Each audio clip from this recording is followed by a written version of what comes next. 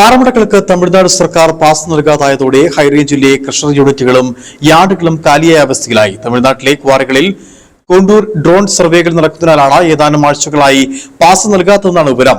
ഇത് ഹൈറേഞ്ചിലെ നിർമ്മാണ മേഖലയെ പ്രതിസന്ധിയാക്കി. ദൂരസ്ഥലങ്ങളിൽ നിന്നെത്തുന്ന നിർമ്മാണ സാമഗ്രികൾക്ക് ഉയർന്ന വില നൽകേണ്ടി വരും. പാറമണൽ, മെറ്റൽ തുടങ്ങിയ നിർമ്മാണ സാമഗ്രികൾ ഹൈറേഞ്ചിലെത്തുന്നത് തമിഴ്നാട്ടിലെ ക്വാറികളിൽ നിന്നാണ്. ടോറസ് ലോറികളിൽ വലിയ അളവിലെത്തിക്കുന്ന ഉൽപ്പന്നങ്ങൾ ചില്ലറ വിൽപ്പന നടത്തുന്ന ഒട്ടേറെ യാർഡ് സംരംഭങ്ങൾ ഇതോടെ പ്രതിസന്ധിയിലായി. ഹൈറേഞ്ചിൽ പാറമടകൾ പ്രവർത്തിക്കാത്തതിനാൽ ലോറേഞ്ചിൽ നിന്നുള്ള ഉൽപ്പന്നങ്ങളെ ആശ്രയിക്കുകയാണ് ഏക പോംവഴി. എന്നാൽ ലോറേഞ്ചിൽ നിന്നുള്ള ഉയർന്ന ഗതാഗത നിരക്ക് സാമ്പത്തിക ഭാരമേൽപ്പിക്കുന്നുവെന്നാണ് ഈ മേഖലയുള്ളവർ പറയുന്നത്.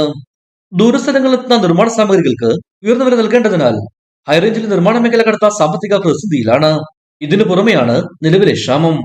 10 ദിവസമായിട്ട് തമിഴ്നാട്ടിൽ നിന്ന് സാധനങ്ങൾ കേരളത്തിലേക്ക് വരുന്നില്ല.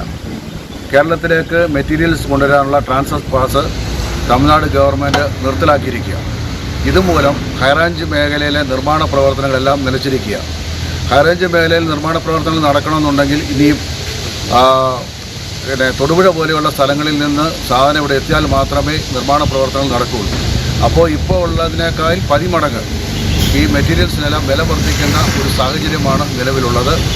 അതുകൊണ്ട് കേരള ഗവൺമെൻറ്റും തമിഴ്നാട് ഗവൺമെൻറ്റും ഇടപെട്ട് ഈ പ്രശ്നങ്ങൾക്ക് അടിയന്തരമായി പരിഹാരം കാണണമെന്ന് ആവശ്യപ്പെടുകയാണ്.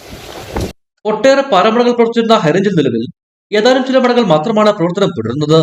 മുൻപ് പുഴകളിലും നദികളിൽ നിന്ന് മണൽ വാരുന്നതിന് അനുമതി നൽകിയിരുന്നെങ്കിലും വർഷങ്ങളായി ഇപ്പോൾ അനുവാദമില്ല. നിയമപ്രശ്നങ്ങളുടെ പേരിൽ കുറുക്കുവീണ ഹൈറേഞ്ചിലെ ഖനന മേഖലയ്ക്ക് ഇളവുകൾ നൽകണമെന്നത് കാലങ്ങളായുള്ള ആവശ്യമാണ്. ഇടുക്കി വിഷൻ, കുമളി.